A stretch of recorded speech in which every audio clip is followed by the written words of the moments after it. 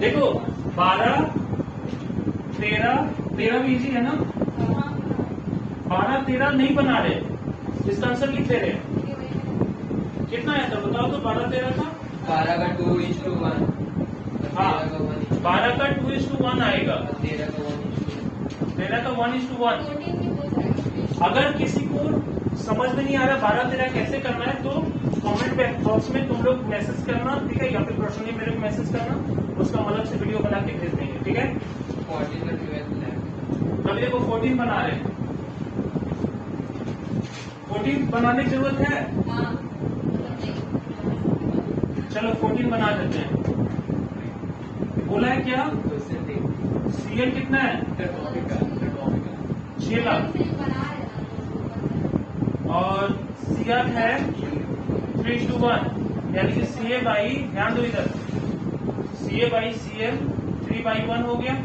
Therefore CA 3 हो गया ना, 3CL, 3CL हो गया।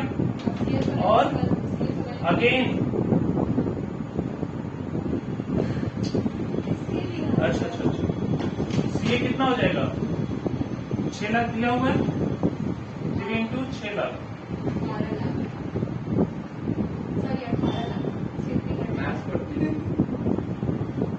18 lakh.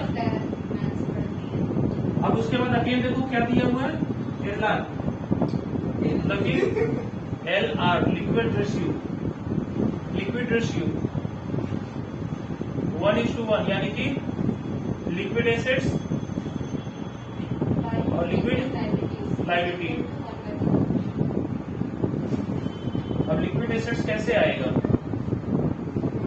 CL minus stock minus prepaid expense और सीएल माइनस बैंक ओवरड्राफ्ट। तो डायरेक्ट फॉर्मूला क्या हम भी तो फॉर्मूला ही लिख रहे हैं। एकदम शॉर्ट। अरे हम एक्सप्लेन करना पड़ेगा ना यहाँ पे। 18 लाख माइनस स्टॉक ही तो निकालना है, और सीएल आ गया 6 लाख दिया है। बैंक ओवरड्राफ्ट दिया है,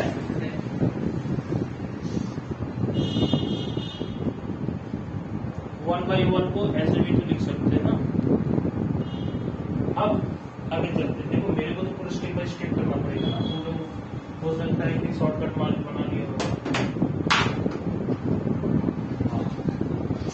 तो हो जाएगा 18 lakh minus stock equals to 6 lakh. तो देयरफॉर स्टॉक हो जाएगा तो कितना, 12 लाख, ठीक है। अगर किसी को समझ में नहीं आया तो पूछ लेना मैसेज करके। बच्चे हैं ना? हाँ चलो ठीक। 15 नंबर देख लो। सीआर कितना दिया है? 4। और एलआर कितना दिया है? 2.5। इन्वेंट्रीज 6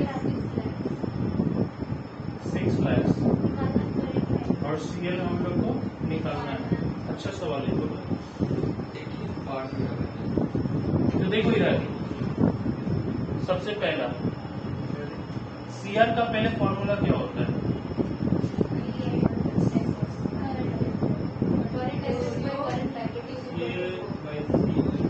सीए बाई,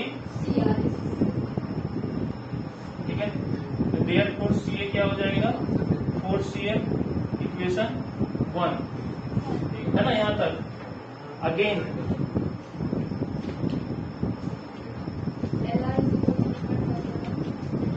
एलआर है 2.5, इसका होता है मतलब liquid assets liquid liability 2.5/1।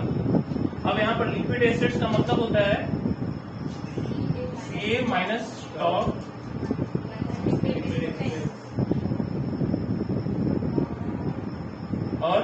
CA minus bank overdraft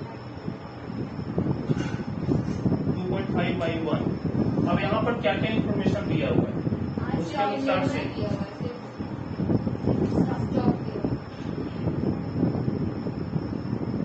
एक काम करो, CA यहाँ से पता चल गया ना, 4CA। अच्छा इधर का तो मिटा देते, इधर का पॉइंट तो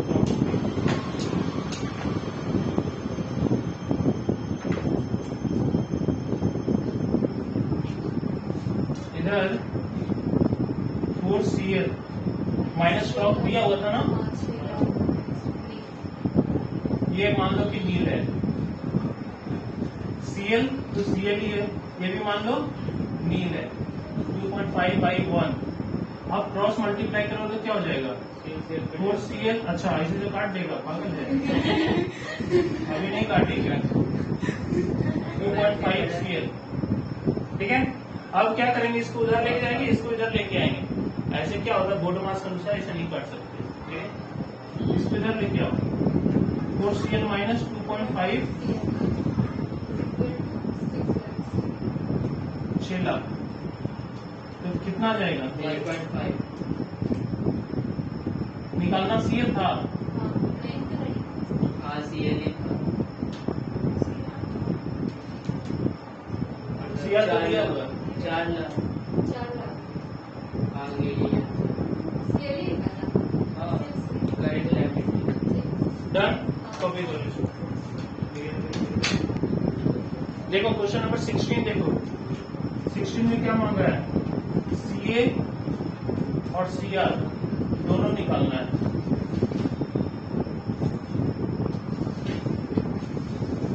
LR दिया है तुम्हारा 3:1 है ना, तो इसका फॉर्मूला क्या होता है, LA/LL 3/1। सब शॉर्टकट में समझ में आ, लिक्विड एसेट्स लिक्विड लायबिलिटी, इसका CA minus inventory minus prepaid expense और CL माइनस बैंक ओवरड्राफ्ट। इसमें तो एक और चीज माइनस कर, वो भी नहीं होता है, कैश क्रेडिट CC। अब तुम लोग कैश क्रेडिट क्या होता है, तो तुम लोगों का काम का नहीं है, 11-12 में नहीं आता, वो यहाँ पर देखो CA कितना है नहीं पता है, इन्वेंट्री पता है 5 लाख पहले भी तो पता है, वो होल प्रीपेड एक्सपेंस, नहीं, ये होल तो पता है। अरे ऊपर प्रीपेड एक्सपेंस नहीं पता है, और CL है 6 लाख 3/1। ठीक है,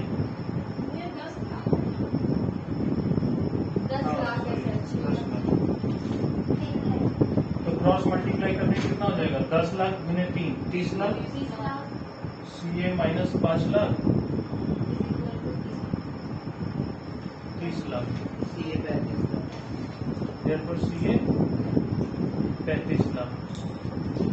ठीक है, CA निकल गया, अब CR तो आसानी से निकल सकता है, CA/CL 35 lakh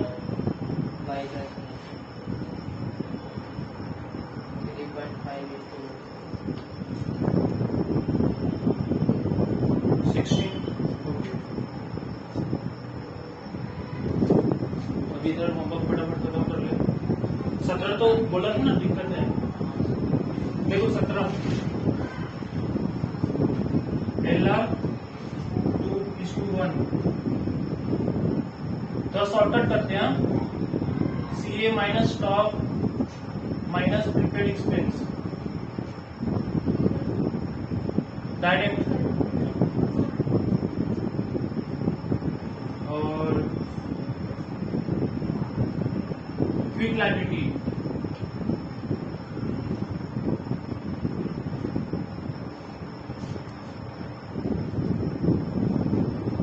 total current and quick.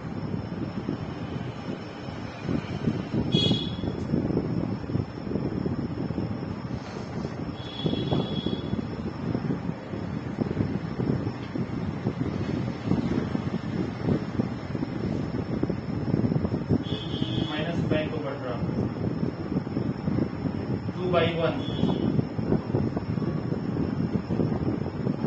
Stock है 50,000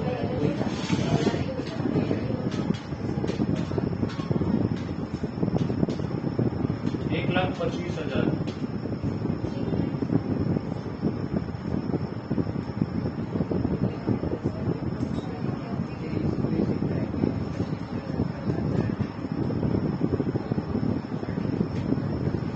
3 लाख सीए आ गया। देखो शॉर्टकट कर लिए। आई होप यहाँ से डायरेक्ट कैलकुलेशन करने आता है। 1,25,000 का मल्टीप्लाई 2 से करें 2.5 लाख, भाई 50 से होता जाएगा तो 3 लाख। ठीक है, किसी को दिक्कत होता है तो पूछ लेना इस पॉइंट पे। अब सीआर निकालना है तो 3 लाख डिवाइड 1,25,000 कितना होता है? 2.4:1। 2.4:1 यही आंसर है ना। देखो एक अजम्पशन लिखा जाता है, it is assumed that prepaid expense and bank OD are nil. ठीक है, ये अज्यूम भी किया जाता है, क्योंकि हम जो नील मान रहे हैं कैसे मान रहे हैं, ये अज्यूम करके वो नील है। 17 हो गया। अच्छा देखो इसके बाद कौन सा 18 का आंसर क्या है बता दो तो। 1,20,000। 1,20,000 करेक्ट आंसर है। देखो इसको बनाना खुद से नहीं बनता है तो मेरे से पूछना बता देंगे। 19 5:1। और 20 तो ऑलरेडी क्लास में किया हुआ है, प्रीवियस क्लास में कराए थे। एक्सिस कंपनी गोल्ड के सम कराए थे, एक्सिस लिमिटेड, वही वाला सम 20 नंबर है। ठीक है, तो 18, 19, 20 पूरा होमवर्क खत्म हो गया। ठीक है, अब आगे न्यू टॉपिक की तरफ मूव करते हैं। अच्छा देखो इधर सॉल्वेंसी रेशियो समझा रहे हैं। सॉल्वेंसी देखो पहला लिक्विडिटी रेशियो था वो खत्म हो चुका है। अब दूसरा आता है दूसरा ग्रुप लिक्विडिटी के बाद सॉल्वेंसी। तो लिक्विडिटी बताता है कैपेबिलिटी टू पे ऑफ सॉल्वेंसी, मतलब क्या, मतलब कि शॉर्ट टर्म सॉल्वेंसी बताता था। ये क्या बताता है, लॉन्ग टर्म सॉल्वेंसी बताता है। मतलब कि बिजनेस अगर लोन ले रहा है लॉन्ग टर्म लोन तो पे ऑफ कर पा रहा है कि नहीं ऑफ कर पा रहा है ना, तो ये बताता है। इसमें कौन कौन सा मुख्य तौर पे रेशियो आता है, डेब्ट इक्विटी रेशियो आता है। तो सबसे पहले जानेंगे डेब्ट और इक्विटी का मतलब क्या होता है, बहुत ही एकदम अच्छा समझेंगे। जिसको कॉपी क्या बोला, देखो आगे का एक बहुत इंपॉर्टेंट नोट्स लिखाने वाले तुम लोग के लिए डेब्ट और इक्विटी के बारे में समझना बहुत जरूरी है, वो बेस है। तो देखो सबसे पहले तुम लोग को बताते हैं जो लेक्चर 9 और 10 क्लास 11 में समझाए थे कि टोटल एसेट्स और टोटल लायबिलिटी का क्लासिफिकेशन वहां भी सीखा हुआ है। हम फिर से इसको एक्सप्लेन करते रहे, ठीक है, लेकिन यहाँ पर जो एक्सप्लेन करेंगे बहुत ऊपर ऊपर करेंगे, है ना, डेप्थ में नहीं जाएंगे। अब जैसे देखो सबसे पहले टोटल एसेट में बाद में जाएंगे, पहले टोटल लायबिलिटीज। मतलब कि टोटल लायबिलिटी का मतलब एक कंपनी अपना फंड कैसे प्रोक्यूर करेगा, एक कंपनी अपना फंड कहाँ से प्रोक्यूर करेगा, प्रोक्यूर का मतलब कहाँ से लाएगा। तो दो तरीका है, इंटरनल और एक्सटर्नल। इंटरनल का मतलब होता है कि अपने घर से लाना, जिसको कैपिटल बोलते हैं। एक्सटर्नल का मतलब होता है कि बाहर से लाना। तो बाहर से दो तरीका से ला सकते हैं, एक लॉन्ग टर्म, दूसरा शॉर्ट टर्म।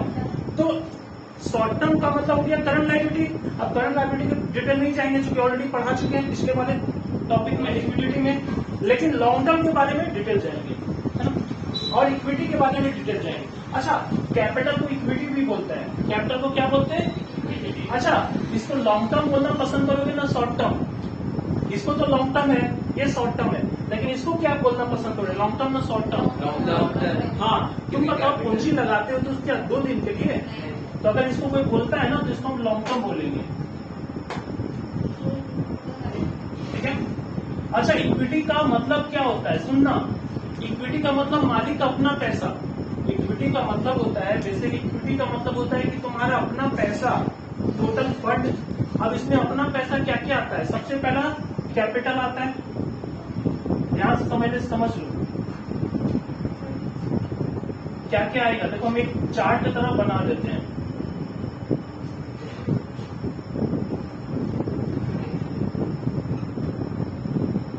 क्या क्या आएगा? सबसे पहला कैपिटल आएगा, मतलब मालिक का पैसा क्या क्या आता है, पहले कैपिटल आएगा। लेकिन एक बात बताओ, कैपिटल तो सोल प्रोप्राइटर में बोलते हैं ना, तुम लोग क्या पढ़ रहे हो? कंपनी, इसलिए बोलोगे share capital. Share capital, share capital में क्या आएगा? Profit machine. Share capital machine क्या क्या करने आएगा? शेयर कैपिटल में प्रॉफिट ऐड होता है ना, प्रॉफिट ऐड होता है, लेकिन यहाँ पर प्रॉफिट नहीं बोलता है, ये लोग बोलता है प्रॉफिट का अलग हेडिंग बना कर रखा है, रिजर्व एंड सरप्लस।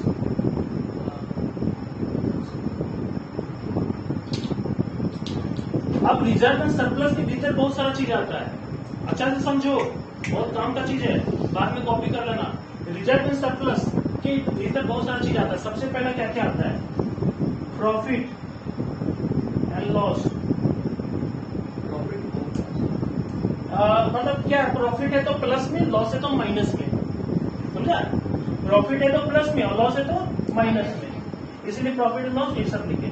और क्या आता है? General reserve, general reserve. चूंकि रिजर्व इसीलिए, चूंकि क्या है ना, जैसे तुम लोग पढ़ते हो ना रे, लिक्विडिटी में एक हेडिंग बना दिया ना, क्विक रेशियो और करंट रेशियो दोनों एक साथ आ रहा है लिक्विडिटी में, उसी तरह से एक हेडिंग बना दिया रिजर्व एंड सरप्लस। क्लासिफिकेशन समझते हो ना, जैसे एक पार्टिकुलर हेडिंग है, उसके भीतर बहुत सारा चीज है। जैसे तुम लोग का फोन में एक गेम्स बोल के फोल्डर बना होगा, उसमें सारा गेम डाल के रखते हो, उसी तरह से रिजर्व एंड सरप्लस एक फोल्डर है, उसमें प्रॉफिट भी आएगा और रिजर्व भी आएगा, जितना सारा रिजर्व होगा, है ना। और क्या आएगा? सिक्योरिटीज प्रीमियम आएगा, ये भी एक तरह का रिजर्व है। ये रेशियो ऑफ शेयर पढ़ाएंगे ना, तब ज्यादा क्लैरिटी आएगा, है ना। सिक्योरिटीज प्रीमियम और क्या आएगा इसके भीतर?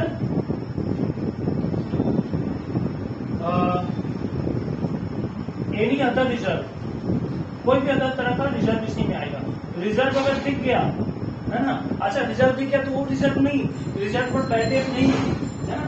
प्रॉफिट वाला कोई भी रिजर्व दिख गया तो समझ लेना, हाँ, प्रॉफिट वाला reserve general reserve.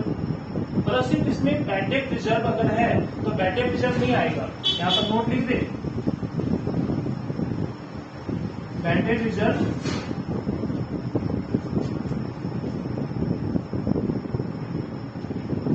will not be recorded here। Actually इसको रिजर्व बोलना ही नहीं चाहिए, बुक अपडेट नहीं किया अपना एडिशन, इसके कारण इसको बोलते हैं प्रोविजन फॉर बैड डेट, याद है ना, इसको प्रोविजन फॉर बैड डेट। लेकिन इसमें कई बार बुक में देखा होगा बैड डेट रिजर्व बोल के रखता है, तो रिजर्व समझ के यहाँ पर मत डाल देना। अच्छा ये ऐड, यहाँ तक ऐड करने के बाद, है ना, इसके बाद कुछ इसमें से माइनस भी आएगा, माइनस करने का जगह नहीं है, तुम ऊपर लिख दें,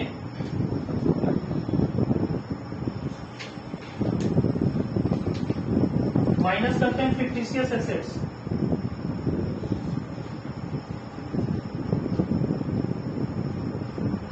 बस एक ही चीज माइनस करना पड़ता है,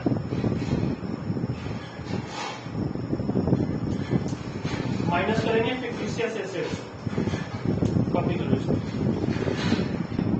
अच्छा देखो इधर, फिक्टिशियस एसेट्स माइनस किया ना, तो माइनस करके जो आएगा आंसर उसको बोलते हैं इक्विटी। उसके सामने जगह है तो इसके सामने लिखना इक्विटी, माइनस करने के बाद। अरे बाबा, यहाँ से पूरा ऐड करते जा रही है, फिक्टिशियस एसेट्स माइनस लिखी ना, उसके नीचे लिखो इक्विटी। अरे तुम लोग क्या बोले, ये माइनस करके ये कुछ तो बनेगा ना, क्रॉस करो, काटा काटा यहाँ लगाओ, इसके सामने लिखोगे इक्विटी। ये जो आया ऐड करके माइनस करके उसको बोलते इक्विटी बोलते हैं, बात समझ में आया?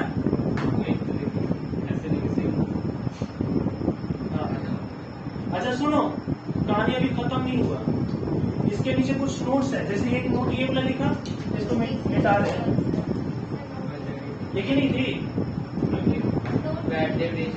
ये नोट लिखा ना, नोट 1, नोट 2, फिक्टिशियस एसेट्स याद है? क्या होता है? बताओ बताओ क्या होता है? Includes preliminary expense.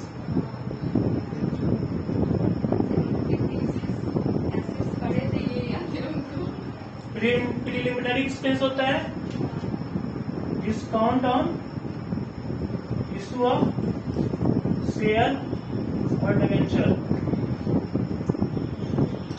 ये सब अगर दिख जाए ना तो सब माइनस करना पड़ता है। और क्या आता है? पहला क्या हो? Preliminary expense, discount on issue of share debenture, किसको बोलते हैं? Underwriting commission. ये सब नाम क्या है समझ में अभी नहीं आएगा, बाद में धीरे धीरे सब समझ में आएगा।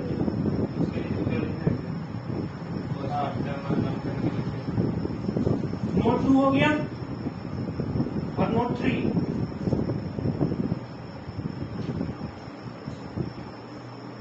इक्विटी का बहुत सारा नाम है।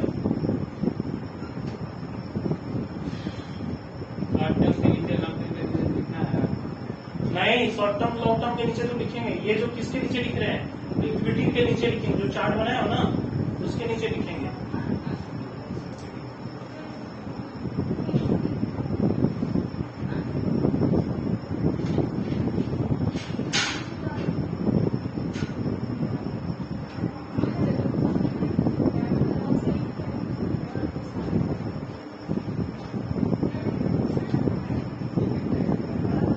देखो इक्विटी का क्या क्या नाम है। इक्विटी का नाम है शेयर होल्डर्स फंड,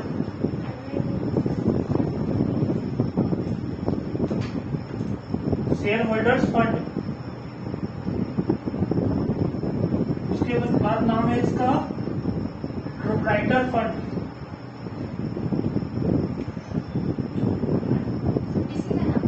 हाँ, पहला इक्विटी, दूसरा शेयर होल्डर्स फंड, तीसरा प्रोप्राइटर फंड। एक और नाम है नेटवर्थ। नाम सुने हो ना? नेटवर्थ। किसी का सुनते हो कि सलमान खान का नेटवर्थ इतना है, ऋतिक रोशन का नेटवर्थ इतना है, ये तो नेटवर्थ कैसे निकलता है? विराट कोहली का तो नेटवर्थ कैसे निकलता है? यही फॉर्मूला जो तुम लोग लिखा है ना, उतना, अरे सुनो तो, जितना फॉर्मूला लिखा है ना उतना सबको ऐड करोगे तो नेटवर्थ निकलता है। ठीक है?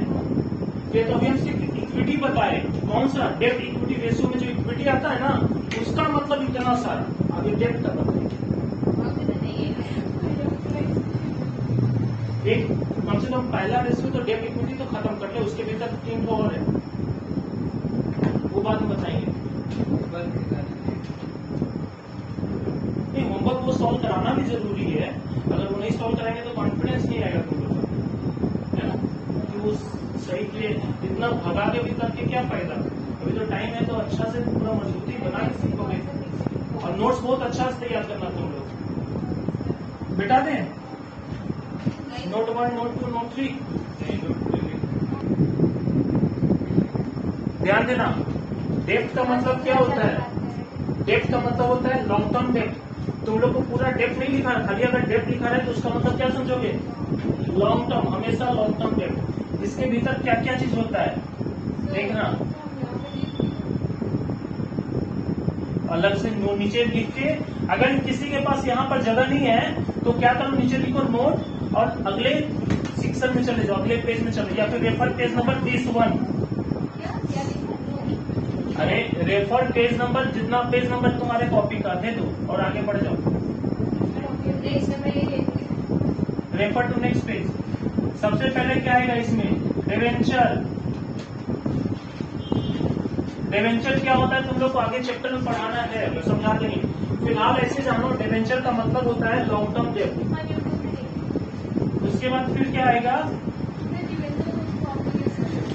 हाँ देखो, लाइबिलिटी डेब्ट का मतलब, ऑब्लिगेशन का मतलब कर्जा। तो जितने सारे लाइबिलिटी है सारे ऑब्लिगेशन है। डिवेंचर बैंक लोन,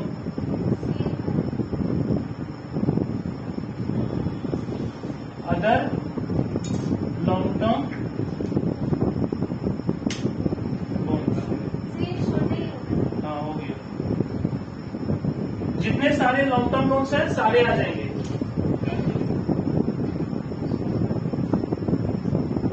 अच्छा एक बात बताओ, इसमें शॉर्ट टर्म कभी नहीं आएगा, है ना? डेट में शॉर्ट टर्म कभी नहीं आता है।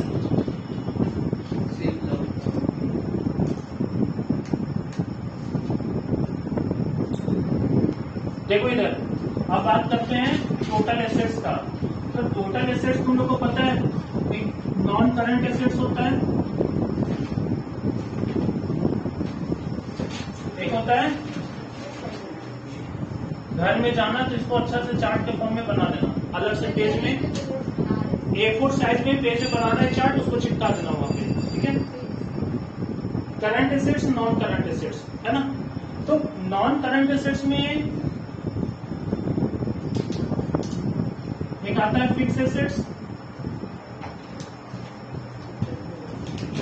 और दूसरा आता है लॉन्ग टर्म इन्वेस्टमेंट।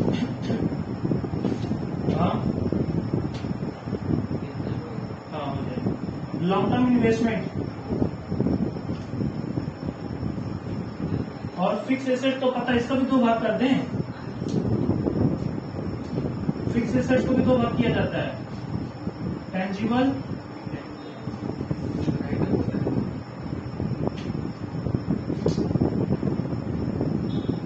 में पता है ना, इसके भीतर तो नहीं जाने की जरूरत है, वरना भी बहुत टाइम लग जाएगा। आई थिंक इतना तो पता ही होगा, क्लास 11 का वीडियो देख लेना, उसमें डिटेल्स बताएगा। टेंजिबल का मतलब होता है plant machinery, furniture, intangible goodwill, copyright, patent, ठीक है? लॉन्ग टर्म इन्वेस्टमेंट का मतलब इन्वेस्टमेंट होता है, ठीक है? कोई भी long term investment, current assets. तो बेसिकली ये दो पार्ट माना गया है। अब इसमें हम लोग एक नया तरीका से पहलू से सीखे, ये तो पुराना तरीका सीखे, ठीक है?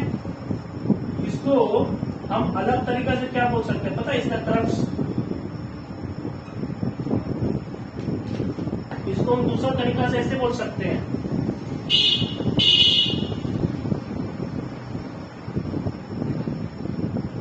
ये तो क्लास 11 तक सिखाया था ना।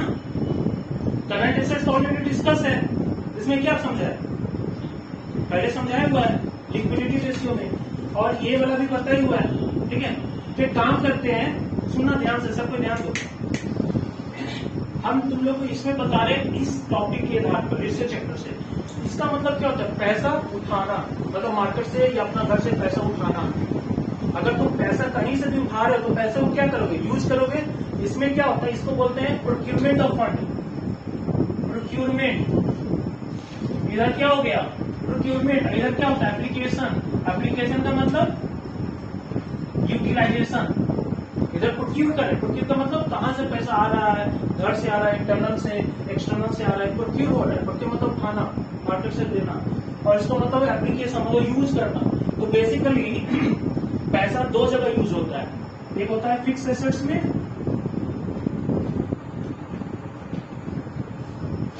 और दूसरा होता है वर्किंग कैपिटल में।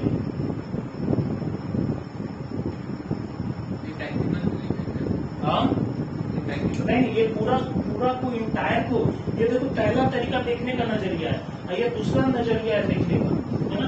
नॉन करंट एसेट्स का इसके लिए जो अरे बाबा, ये पूरा का ही बांटे हैं। अगर आप ये तुम देखते नहीं हो क्या? ये कहाँ से साइकिल चल रहा है? ये पूरा को हम कवर किए ना। ये पहला तरीका हुआ देखने का, बच्चा वाला 11 के। इसी चीज को देखो, इधर क्या हो गया? करंट फिक्स एसेट्स आ गया ना। इतना में सबसे मेन चीज फिक्स एसेट्स है। इधर करंट एसेट्स और इधर करंट लायबिलिटी, दोनों को माइनस कर देंगे तो क्या आएगा? Working capital. 3 शॉर्ट बोले, क्योंकि उधर तो यूज नहीं हुआ, है ना? तो यानी कि करंट एसेट्स में से करंट लायबिलिटी, ये दोनों माइनस हो जाएगा, तो क्या बन जाएगा? वर्किंग कैपिटल, है ना? और ये इधर बैलेंस शीट का दोनों टोटल वाला फिगर है, ठीक है? नहीं कुछ नहीं, बस इतना ही। तो आज का क्लास यहीं तक रहने देते हैं, ठीक है? इतना सारा नोट्स अच्छे से एक अलग सीट में A4 साइज में बना के, ठीक है, उसको चिपका लेना। चलो ठीक है, ओके, बाय, गुड नाइट।